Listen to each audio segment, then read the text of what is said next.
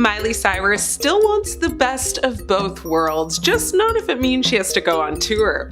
Miley Cyrus just got caught in a lie and her fans aren't letting it slide. First, she blamed her vocal cords for why she wouldn't tour again, but now she's admitting that she just doesn't feel like it. So what's the truth, Miley? Well, let's rewind. In an interview last year, Miley opened up about suffering from something called Ranke's edema, swelling in her vocal cords, which is she claimed was a result of years of smoking, drinking, and just non-stop performing. She said touring was brutal on her health and it just wasn't sustainable anymore. Now, at the time, fans were sympathetic. Of course, the girl's, vocal cords were damaged. Understandable, right? But fast forward to this week and the narrative has completely flipped. In a new sit-down with Good Morning America, Miley said point blank, "I have the physical capacity to go on tour. I just don't have the desire." No mention of vocal cords, no mention of damage, just a flat out, "I don't want to." So which is it? Is it health or is it just vibes?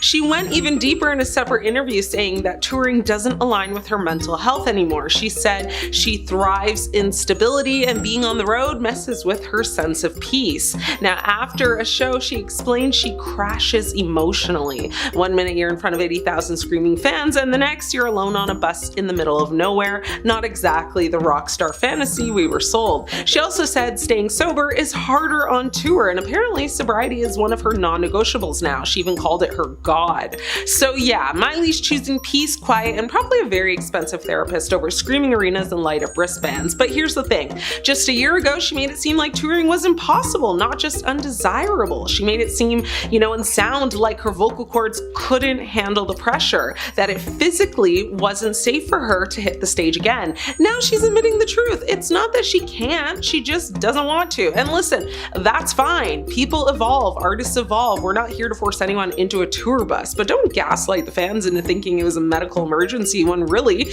you were just over it. This is someone who used to swing on a wrecking ball in latex. We're not new to the drama here. And before anyone says, she's retired, hold up. She's not done performing, not even close. She just performed with Beyonce in Paris and said she still plans to do special one-off appearances. She's down for private shows, high-profile collabs, and anything that fits her schedule, but a full-blown, 30-city arena tour, not happening. So let's call it what it is. Miley Cyrus is being selective, and she has every right to be, but let's also not pretend this was always about health, because it wasn't. That vocal cord excuse, that was just a soft launch into, I'm not doing this anymore. Now, at the end of the day, Miley's doing what a lot of artists are starting to do, which is opting out of the traditional music industry grind. Touring isn't always glamorous, it's exhausting, isolating, and apparently not very sober friendly. Miley's just being, one of the first to say it out loud. These celebrities secretly used Ozempic and lied about it.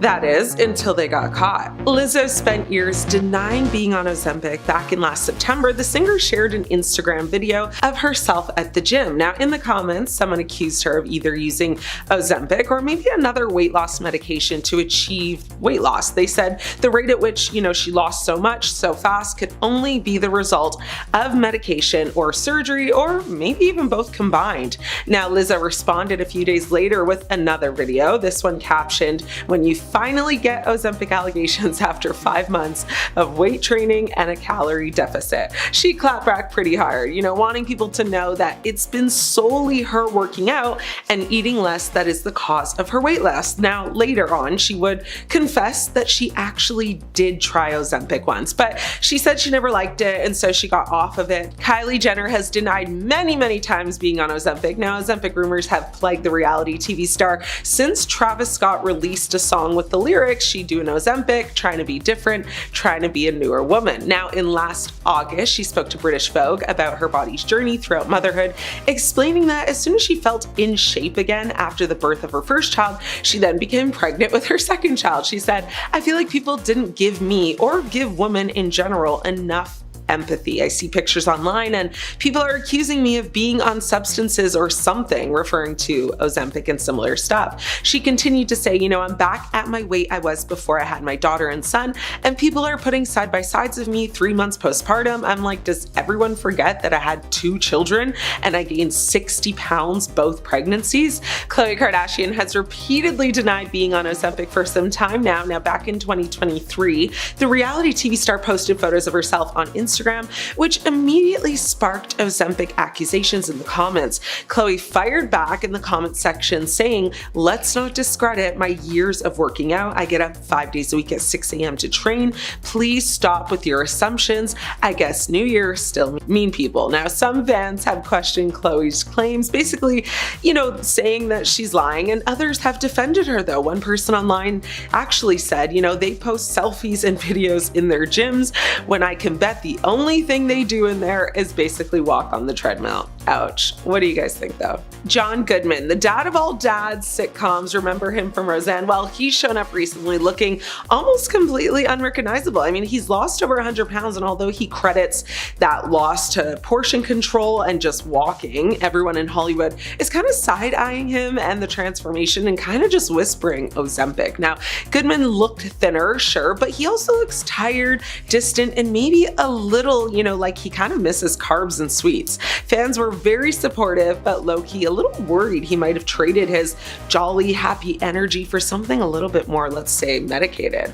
Ozempic might be Hollywood's worst kept secret, but when weight loss turns into health scares, I mean facial collapse, a total loss of personality, it's taken Hollywood by storm, and it is shrinking the whole society. So let me know your thoughts on this. Not Selena Gomez pulling a Kylie Jenner. Selena has been caught lying to us all about her billionaire status. In a wild turn of events, billionaire singer Selena Gomez's mental health startup faces financial turmoil, allegedly missing payments for office staff. Questions are now swirling about Gomez's billionaire status and why her mother would need to take out a loan to pay for the startup's employees' paychecks. That's right, y'all. Her mother took out a loan. So Wondermind, the mental health platform co-founded by Gomez and her mother, Mandy Teefey, has reportedly hit a rough patch. In late March, the company faced a cash shortfall, unable to pay its estimated 15 staff members and vendors. Forbes reported that Teefey, who is also the CEO, had to resort to taking out a loan against her home to settle employee wages. But why would a billionaire's mother need to take out a loan, right? Employees have supposedly been paid for one of two missed paychecks, but vendors and freelancers still await hundreds of thousands of dollars. Allegedly, around $65,000 is actually owed to a PR firm, and many freelancers have not received payments for months. A Wondermind spokesperson told Forbes that the company has rectified the situation and expects the remaining payments to be settled very soon. Sources suggest the company's financial troubles began in January 2023 when Teefey became the sole CEO after Daniela Pearson, the original co-founder, stepped down. Now, employees claim Teefey lacked the operational experience to steer Wondermind through its challenges. Allegedly, she turned down lucrative brand deals, including a multi-million-dollar agreement with Airbnb because they involved Gomez's involvement, decisions that purportedly worsened the company's financial situation. Now, Emma Wright, Wondermind's chief of staff, dismissed these claims as insanely, grossly misleading, praising Teefey's leadership. She stated that Teefey leads with just pure grace, focusing on keeping, staff's livelihoods intact. Yet, critics argue the company's woes reflect deeper issues, compounded by the fact that Gomez's involvement appears minimal despite her role as a co-founder. Gomez's financial success is well documented. She reached billionaire status in September of 2024 with a net worth of $1.3 billion. Now, the majority of her wealth stems from her cosmetics brand, Rare Beauty, launched in February 2019. Now, sales soared, with revenue reaching nearly $370 million in 2023, making it one of the most popular brands amongst younger consumers. While her acting and singing careers, along with, real estate investments, contribute to her fortune, Rare Beauty remains the cornerstone of her basically, billionaire status. But public records show she owns the company outright, and her social media influence, over 423 million followers, of course, has bolstered its reach and sales. Now, despite the initial hype, Wondermind's financial difficulties cast doubt on Gomez's billionaire image. The startup that was founded in 2021 with an initial seed funding of $5 million raised a further $4 million million in 2022 at a valuation of $100 million. Yet, recent reports indicate serious cash flow problems. Employees allege that TV's decision to turn down these deals, like the Airbnb contract, has hampered revenue. Critics also note that Gomez's involvement appears so limited. She is listed as the Chief Impact Officer, but rarely engages with the company's day-to-day operations. One insider said, "We have to fight her, agent basically, just to get her to do anything for us. She's been here once in 3 years." Yikes. Now the company's latest updates reveal that TV's home loan was used to pay staff, vendors, and freelancers. Employees remain kind of uncertain if further delays will occur as the company continues to negotiate its next funding round. As Gomez's public image continues to shine, though, her business ventures will face tough scrutiny. The question lingers, is her billionaire status truly secure, or is it built on a foundation vulnerable to the same setbacks that threaten her startup? So it would seem to me she's not a billionaire just yet, right? I mean, we were talking her mother, not friend, not auntie or uncle, her mother. Surely her mother could go to her if more money was needed for their own company that they share. This is all giving Kylie Jenner Forbes scandal. People had been praying for Ellen DeGeneres' downfall for years, and what really kicked it off was when actor Dakota Johnson put Ellen in her place. You see, in 2019, Dakota was on an episode of The Ellen DeGeneres Show, and while being interviewed, Ellen insisted that Dakota didn't invite her to her birthday party, and she threw some major shade. Now, without hesitating, Dakota shut down this false claim by giving us the iconic line of, "Actually, no, that's not the truth, Ellen." Dakota went on to explain that the last time she was on Ellen's show, Ellen gave her a hard time about not inviting her last year, so she made sure that she did this year. Dakota then advised Ellen to ask her producer about her invitation, stating, "I did invite you and you didn't come. Ask everybody," before turning to Ellen's producers for backup. Now, the producers actually confirmed that the host had indeed been invited to the bash, but had chosen not to attend. Now, it was just plain awkward and weird, but honestly, it also was iconic. Now, this was just the little thing that people needed to tear down Ellen completely, and more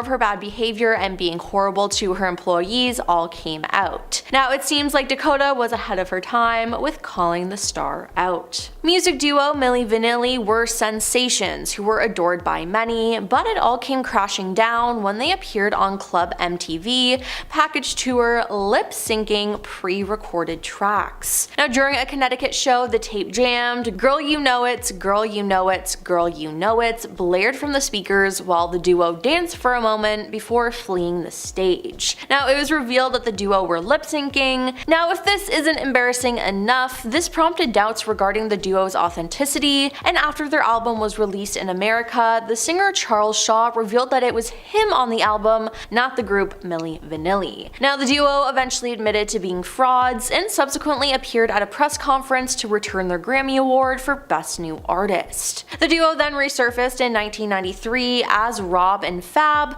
with a self-titled album full of their real singing voices, but according to Milli Vanilli's Behind the Music, they only sold 2,000 copies. In a controversial Saturday Night Live performance on Halloween night 1981, punk band Fear performed. Now, they decided to bring a busload of fans with them, which they did not discuss with the producers. Now, when they performed, the band and its fans started to essentially destroy the stage. The broadcast was actually cut off before their last song, after one of the fans they brought screamed, "New York sucks," into the mic. The fans bust in also reportedly threw a pumpkin into the chest of SNL producer Dick Urbansall. Later, a report in the New York Post would go on to claim that the band Fear caused $200,000 worth of damage to the SNL studio that night, allegedly destroying the green room, a mini-cam camera, 2 viewers, and a viewing room. Members of the audience recalled how the performance became a total out-of-control free-for-all as fans jumped up and started slam-bang dancing, which was described as a new punk craze that involves dancing, biting, and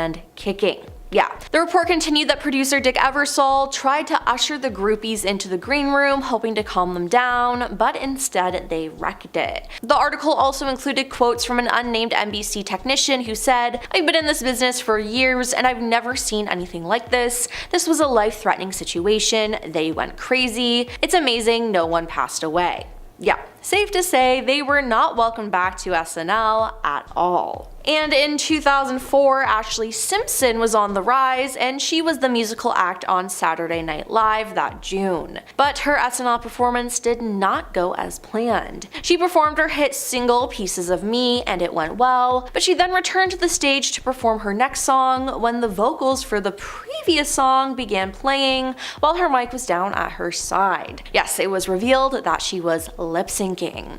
She then did an awkward jig on stage and later blamed the band during the closing credits. She said, "I feel so bad, my band started playing the wrong song. I didn't know what to do, so I thought I'd do a hoedown. I'm sorry, live TV." Now, it was just plain awkward, and her blaming her band was not the right move at all. Now, her career never recovered as she was booed at her Orange Bowl performance in 2005, and her next two albums failed. Now, if you're gonna lip sync, please learn to lip sync properly. Oprah had quite a controversy when it came to her book club and the author James Frey. Now, back in the day, Oprah had a book club where she would promote a book on her show and usually have the author on for an interview.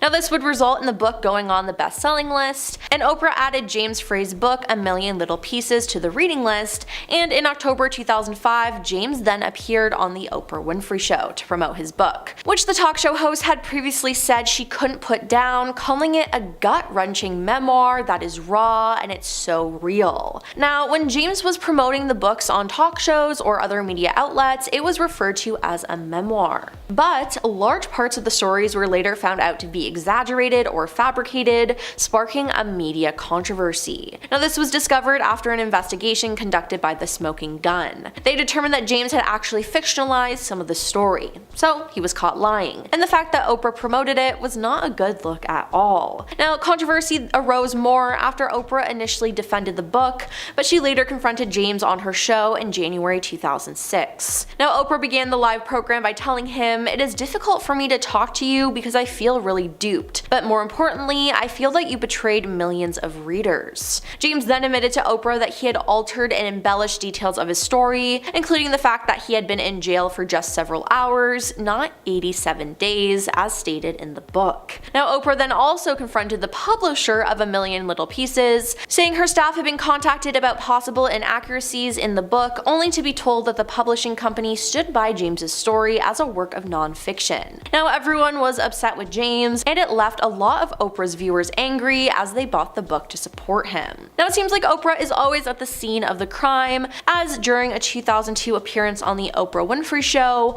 Brandy, who was 6 months pregnant at the time, claimed that she'd recently gotten married. But then when she visited Oprah again in 2014, she admitted that she was never actually legally married to her child's father, but she lied because she was worried about being judged and felt like having a child out of wedlock would ruin her career. She said at the time, being pregnant out of wedlock was not a trend, it was not something that people praised, it was a sin, and I felt I could not be honest about that. I felt the pressure of having to be perfect. I thought that everything I had worked hard for was threatened, she said. And finally, Jussie Smollett was an up-and-coming actor, but he ruined it all for himself when he pretended to be a victim of a crime. In early 2019, Chicago police said they were investigating a hate crime against Jussie. Now, it was a huge story and he was getting so much support and sympathy, and then he actually did an interview on Good Morning America about him being attacked, and he suggested the alleged attackers were white, saying, "If I had said the attacker was a Muslim or Mexican or someone black, I feel like the doubters would have supported me a lot much more." Then, speaking through tears, he said that gay people should learn to fight these kinds of attacks, and while many people felt bad for him, it turned out that this was more of a performance for him, as police discovered that the incident was staged and Jussie paid 2 attackers to commit the crime. Now, he was then indicted on 6 counts of lying to the Chicago police as well as disorderly conduct. He made up the story because he was unhappy with his salary and thought that a bit of publicity would help. Now, clearly that didn't work out because he was then fired, but this is just a crazy story that ruined him, and it was honestly all his fault. Now, Beyonce acted completely oblivious when it was reported that her sister Solange attacked her husband Jay-Z in an elevator at the Met Gala in 2014. But then the footage was leaked and it showed that Beyonce was there when it happened, and she just stood there and watched the whole thing go down. Now, after this was leaked, the family put out a statement saying, "There has been a great deal of speculation about what triggered the unfortunate incident. moment, but the most important thing is that our family has worked through it. They both acknowledge their role in this private matter that has played out in the public. They both have apologized to each other, and we have moved forward as a united family. But it was then reported that Solange attacked Jay-Z because of cheating rumors. Now, these were just rumors until Beyonce released her album Lemonade in 2016. With the release of her 2016 album Lemonade, Beyonce revealed a lot of personal details about her relationship with Jay-Z, which led many people to believe the album was a direct response to rumors of infidelity in her marriage.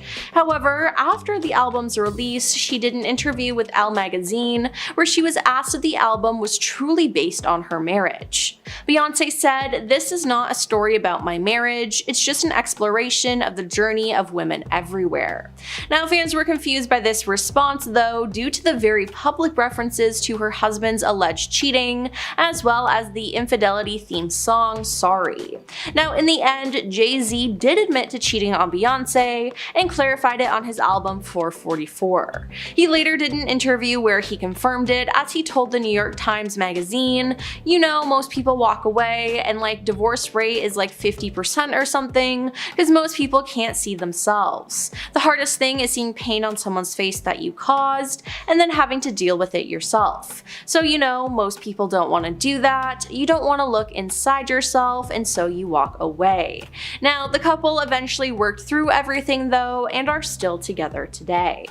It's also been said that Beyonce has lied about her age. Yep, her own father actually said this. In 2015, Beyonce's dad, Matthew Knowles, hinted in an interview that his eldest daughter had been lying about her age. Reminiscing about when she was starting out in music, he remarked, "Pink, she's the exact same age as Beyonce. Usher, he was the same age. They were all 14 or 15 years old." Now, Pink was 36 and Usher was 37 at the time of the interview. But Beyonce, well, she was only 34. Now, could he have made a mistake with his daughter's age? Maybe, but she could have also switched her age. A lot of performers in Hollywood actually changed their ages to appear younger, so this definitely could have been the case with Beyonce, but hey, only a 2-year difference isn't that bad. Then there's the time Beyonce had her mom lie for her, which is just not a good look at all. Now, Beyonce left the 2016 BET Awards early and fans were not happy. Now, she surprised viewers by opening the award show with Kendrick Lamar and performing Freedom. After the performance, she immediately departed for the airport and asked her mother to stay and accept any awards on her behalf, since she was nominated in 5 categories. When Formation won for Video of the Year, her mother Tina went up on stage and accepted the award for her. "On behalf of my beautiful daughter, who is on a plane, she had to run straight from the stage to get on a plane and fly to London for a concert. Hopefully she'll make it in time," she said. But that's just how important this awards show was for her to show up. But the dedicated fans immediately noticed that London wasn't Beyonce's next tour stop. Now, the following concert was actually in Northeast England in Sunderland, and it wasn't until 2 nights later. Then last year, musical artist Jaguar Wright has spoken out calling both Diddy and Jay-Z monsters. She did an interview with Piers Morgan and made her feelings clear about the 2 stars, and she then mentioned Beyonce, saying she was supposedly involved in unfair incidents that transpired over time. Wright went on to say that she's spoken with hundreds of victims to whom she continues to assist. She said she has 3 victims who are willing to testify about what Jay-Z did to them, as well as what he did to his wife Beyonce. She then went on to describe them as a nasty little couple and said they do nasty things, keeping people against their will, putting people on planes while they're unconscious, just like Aaliyah got on that plane unconscious. There's a lot that people don't want to talk about, she said. At the VMAs in 2011, Beyonce was a performer. She addressed the crowd before her performance of Love on Top, saying, "Tonight, I want you to stand up on your feet. I want you to feel the love that's growing inside of me." Now, at the end of the song, she dropped the mic, unbuttoned her purple sequin blazer, and started rubbing her belly. She was pregnant. Now, Beyonce later told Harper's Bazaar that the reveal was not a spur-of-the-moment decision. She said, "I put a lot of thought into how I wanted to unveil it. It was important to me that I was able to do it myself. I was extremely nervous. It was the toughest red carpet I ever did. I decided to say nothing and proudly show my baby bump. I felt it was more powerful to see the love and enthusiasm as opposed to saying anything." Now, after this though, the gender of her baby was accidentally released by one of her friends, Kelly Rowland. Speaking to Bang Showbiz in 2011, Kelly predicted Jay-Z was going to buy that little girl every single thing possible, inadvertently revealing to the world that the couple had a daughter on the way. Now, speaking about it later, Kelly said that Beyonce was disappointed about the ordeal. "I felt terrible because it was not my news," Kelly said. And while Beyonce announced her pregnancy on live TV, some people think that she actually faked her pregnancy and that she had a surrogate. Now, Wendy Williams was one of the loudest voices when it came to this, as she discussed it on her show. Wendy claimed that Beyonce might have faked her pregnancy in 2011, as she drew attention to a particular moment from an Australian appearance. Wendy made an eyebrow-raising observation. Beyonce's baby bump seemed to squash and crumple when she sat down. "I couldn't wait to talk to you about Beyonce's baby bump conspiracy rumor," Wendy began the segment with. Now, speaking of her own pregnancy, Wendy added, "I never remember my baby bump squashing." She then went on to discuss the video frame by frame, exclaiming, "Look at the shape. Do you see that? Is that a baby bump?" Now, Wendy was really convinced that her pregnancy was fake, but later on, in response to the allegations, Beyonce's publicist told MTV that the claims were stupid, ridiculous, and false. But what is the truth? I mean, I guess only Beyonce knows. Now, everyone thinks that Beyonce is this musical genius, but in reality, she has stolen a lot of things from different artists throughout her career. In a 2008 interview with Marie Claire UK, Beyonce implied that some of the lyrics to her 2006 single Irreplaceable weren't actually aimed at Jay-Z. But singer-songwriter Ne-Yo told MTV, apparently Beyonce was at a show somewhere, and right before the song came on, she said, "I wrote this for all my ladies," and then the song came on. This song is a co-write. I wrote the lyrics, I wrote all of the lyrics, Beyonce helped me with the melodies and the harmonies and the vocal arrangement, and that makes it a co-write, meaning my contribution and her contribution made the song what it is. Now, in 2011, Ne-Yo said that he wrote the song for himself, but thought it'd be better suited for Beyonce, but then he just hated the fact that she lied about it. And then there's the fact that Beyonce stole another song. Now, she sampled Kelsey's song Milkshake and didn't give her credit. My mind is blown too, because the level of disrespect and utter ignorance of all three parties involved is astounding, she claimed via Instagram in July 2022. The next day she clarified, "It's not about me being jealous of someone using my song. That's the dumbest, most ignorant thing I've ever heard. It has to do with the fact, from one artist to another, you should have the decency and common sense and the courtesy to call." Though neither Beyonce nor her team publicly commented on Kelsey's posts, the sample appeared to be removed from the Spotify version of Energy in early August 2022, although it can still be heard on Apple Music. Now, not even addressing this or apologizing is just icky. Now, J-Lo is a performer, not really a singer. I mean, J-Lo claims she performs and sings live, but that isn't always the case. In November of 2021, she was slammed by music fans for allegedly lip-syncing during her American Music Awards performance as she took the stage to carry out her brand new song, On My Way, Marry Me. An angry viewer ranted, "Come on with the overproduced singing, this commercial sounds exactly like her live vocals just did." A commenter pointed out, "Now why are you lip syncing? You have a great voice, just sing the song." Now, this isn't the first time this has happened though, as in 2014 she was caught lip syncing her performance of I Love Ya Poppy on American Idol. And again, fans were not happy about this. But should we really even be shocked? I mean, JLo doesn't even sing her own songs in the studio versions. Now, for example, her song Play is sung by AM to PM singer Christina Milian. Christina wrote the song and she sings Play's entire chorus. Ashanti has also lent her voice to JLo, playing it off as her own. In fact, you can hear her singing on Ain't It Fun and I'm Real. Ashanti spoke about this in 2014 and said, "I wrote Ain't It Funny. I demoed the record for her before I was signed and they kept my hook and some of the background and ad-libs and stuff like that. It was bittersweet because I was really excited that it was JLo, but I was so mad at not being able to have the record for herself," she said. Shauna Harrell is also alleged to be responsible for some of the vocals in If You Had My Love, and Makeba Riddick apparently is the voice behind All I Have. Now, the chorus from her song Jenny from the Block was rumored to have been sung by Natasha Ramos, who demoed the song.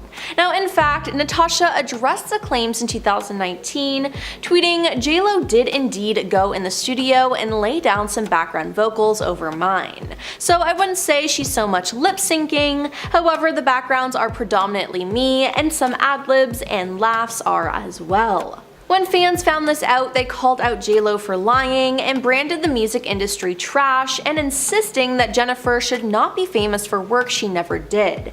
But Natasha then stood up for the star. She wrote, "Well, that's a little harsh. JLo is one of the hardest working women in business. In my opinion, she certainly deserves all her success. I just deserved more from that project too. That's on the label though, not Jennifer. It's all kind of history at this point, LOL." But JLo has also been accused of straight up stealing songs from other artists. Now, one of the stars who accused her of doing this was Usher in 2015. He claimed that she stole a song that he cast aside while recording his hugely successful album called Confessions.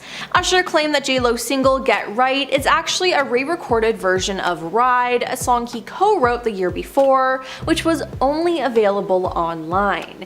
He said, "I hate it, but I better get some of the publishing rights or else. I didn't put it on my album because I couldn't get it right, but I didn't expect JLo to just take it." Now, besides all of that, it's been revealed that JLo is a cheater. Now, Jennifer and Ben Affleck had an on-again, off-again romance that has been going on since the 2000s, with fans even nicknaming the couple Benifer. Now, they just got divorced this year. It was a huge thing, but the timeline of their relationship in general is a huge red flag and included alleged cheating. So in July of 2002, Jennifer filed for divorce from her second husband, Chris Judd, citing irreconcilable differences. But this news broke just months after JLo wrapped the movie Gilgy alongside her then boyfriend Ben. Now, even though she repeatedly denied cheating rumors, Ben took out an ad in the Hollywood Reporter gushing about JLo before her divorce wasn't yet finalized. In fact, even Chris Judd's father Larry spoke out against the couple and accused JLo of being unfaithful to his son. He insinuated that the affair started during the filming of Gilgy, saying, "I thought Mr. Affleck would honor a married woman and not just go right into the trailer." He added that she'd be happier if she just tell the truth, and no one in her little circle is going to say one negative thing about her. Now, this is quite ironic because just years before, JLo accused Diddy of cheating on her and how heartbroken it left her.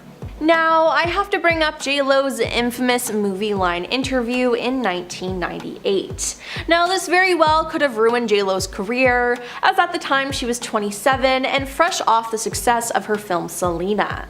Now, she basically decided to trash all other celebrities that were big at the time and tried to trivialize their career and their contributions to the industry. In fact, when asked about Madonna, JLo actually said, "Do I think she's a great performer? Yeah. Do I think she's a great actress? No. Acting is what I do, so I'm harder on people when they say, oh, I can do that, I can act. I'm like, hey, don't spit on my craft." Now, this was so ironic because JLo would go on to do both music and acting for the rest of her career, and critics also trashed her acting on the big screen. Also, at the time, Madonna had been a star for a lot longer than JLo, so there was really no comparison there. And when Gwyneth Paltrow was brought up, Jennifer almost seemed to laugh and made it clear that she didn't take her fellow actress's career seriously. "Tell me what she's been in. I swear to God, I don't remember anything she was in. Some people get hot by association. I heard more about her and Brad Pitt than I ever heard about her work," she said. Now, yikes, this did not go over well, and hey, I can't blame the celebrities she dissed for being upset. Now this year, Jennifer recently released her documentary on Amazon Prime called This Is Me Now, A Love Story, which gave behind the scenes looks into her new album This Is Me Now and the accompanying movie The Greatest Love Story Never Told. Now some fans who watched it though took to social media to call Jen out for her lies. In one scene, Jennifer poses in the mirror of her personal gym as she shakes out her hair and reminisces about her childhood in the Bronx. "I feel like taking my hair out like this. It reminds me like when I was 16 in the Bronx, running up and down the block, crazy little girl who used to be wild and no limits, all dreams," she said. However, a TikTok user, Photos by Angela, slammed the star in a series of videos as she claimed to have gone to the same Catholic high school as Jennifer and accused her of lying about her experience living in the Bronx. She said, "We both attended an all-girls high school in an Irish and Italian neighborhood, so you weren't running up and down the block." In fact, the Bronx is a place that J-Lo actually avoids. Now, how do we know this? Well, due to a commercial she filmed. The commercial is from 2011, and the caption to it on YouTube says, "This commercial is titled My World and is voiced over by Lopez, who is seen driving a Fiat 500 Cabrio as she travels through the streets of Manhattan to the Bronx where she grew up." The new ad explores her personal take on how life in the New York City borough continues to inspire her to be tougher, to stay sharper, and think faster. But this ad backfired when it was reported that she never actually went to the Bronx to film the ad, and that a body double stand-in was used instead. And I mean, if you watch the ad knowing this information, it's pretty obvious. I mean, why not just ditch J-Lo and use a different celebrity who would actually show up on set? Now, it's just crazy that they let her get away with this. You guys know the actor and comedian Steve Martin, right? Well, he used to do a routine that went like this. You too can be a millionaire. It's easy. First, get $1 million. If you put that routine between hardcovers, you'd have a book called The Secret by Rhonda Byrne. It's a self-help manifesto that basically says in a nutshell, what you think about, you bring about. The book's central premise, the law of attraction, is that positive thinking is the route to obtaining what you want in life, while negative thoughts will cause bad events to occur. I'll be honest with you, I read it years ago, and I won't share my opinions on it too much, but like anything, I did find some good and some bad. Well, there was a big controversy surrounding Oprah about it back in 2006 because it was the subject of 2 episodes on the Oprah Winfrey Show featuring a dream team of self-help gurus, all of whom contributed to the project. At the time, Oprah wasn't just endorsing it, she championed it, putting herself right in the middle of it all, and made it a prominent theme not only in her life, but it was all over her website, and she would reference it in many moments on her show and in interviews. Her involvement actually helped the book sell more than 2 million copies, which put it ahead of the new Harry Potter book at the time on the Amazon bestseller list. These 2 episodes, however, caused a lot of issues and controversy because Oprah's producers received a letter from one viewer named Kim Tinkham, who had received a breast cancer diagnosis shortly after the show aired. They were alarmed by how far she had taken this advice and inspiration. Now, Tinkham wrote that she had decided to forego chemotherapy, instead choosing to follow the book's advice literally. The public got wind of this and went into a frenzy, saying that Oprah had promoted cult-like behavior and unrealistic expectations that could be extremely dangerous to a lot of people's lives. Now, Oprah brought Tinkham back on the show to set her straight and urged her not to ignore all the advantages of medical science. Tinkham, who went on to follow another New Age regime laid out in a book called The pH Miracle, actually passed away in December of 2010. Ultimately, Oprah stood by her position that, the law of attraction can affect positive change. The problem is, though, is that there have been many incidents similar to Kim's. Like, a lot of consumers took this advice very seriously, and it had a lot of negative impact on their lives. So not so good. And because of all the backlash, Oprah has tried to keep this incident a secret for years and has since removed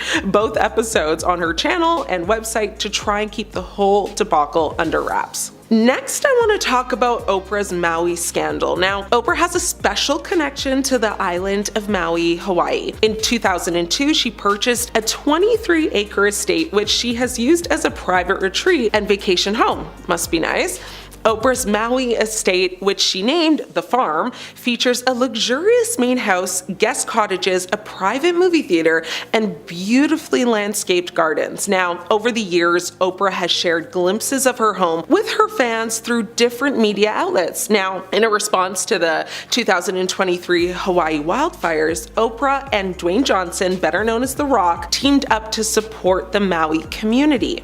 They created the People's Fund of Maui. Every dollar that you send that goes directly to the people. They both pledged $10 million to establish the fund, which aimed to provide financial assistance to affected Maui residents. Now, when Oprah and The Rock both contributed their initial $10 million payment to the fund, they also invited the public to contribute their own donations for the rest of it. When it launched, critics began questioning why the two celebs didn't just fund it entirely themselves, especially given their wealth and net worth. And some people have said that we should just be grateful to have help at all, and that nobody, including celebrities, are obligated to help or give money to anything. But the big controversy and issue that many people have is how wealthy Americans have taken over large portions of Hawaiian real estate, even while Native Hawaiians struggle to even receive land promised to be returned to them from the US government. People are on a 40-year-old waiting list for a home that the US government stole from natives over a century ago. And during the big fires in Maui, residents fleeing the carnage of the flames were held up at the gates of Oprah's very large fenced property. She was not staying at the vacation home at the time and opened up upon learning of the tragedy, but residents felt a certain way, knowing they had to contact authorities to get permission to cross onto the completely fenced private property. Like, yes, her property is that big that people needed to go through it to escape the fire, so let that sink in. People were also quick to point out that as a literal billionaire, she could afford to rebuild everything, including house, feed all the homeless people that are in Hawaii. And one social media user commented saying she's worth $3 billion. She could do all that stuff for people and still be a billionaire. With another person saying she asked other people for money with the whole, we know it's tough out there, so anything you can afford. Between Oprah and The Rock, they really shouldn't have needed to ask the public. I'm sure both of them could have given just as much without even noticing. One person even made a tweet that said, you guys make more in a day than I'll make in my lifetime. Another good point that someone also called out was asking why they are asking regular folk for money when they literally have millionaire and billionaire friends who collectively could quite literally take care of it all. A funny comment towards Oprah and The Rock was a TikToker that said, hey guys, I think you posted this to social media by mistake. This needs to be sent directly to your friends. And on the real, honestly, I see no lies told, because why are you, a millionaire, asking us, the public, to contribute to this fund when most of us are lucky to afford like an iced venti macchiato once a week? Like, go ask Dr. Phil or Kevin Hart. Now, during an appearance on CBS Mornings, which is actually co-hosted by her best friend Gayle King, Winfrey addressed the backlash that she faced. When asked about the reaction, she said, well, this is a really great point about being happier in the midst of an onslaught of being terrorized and vilified online.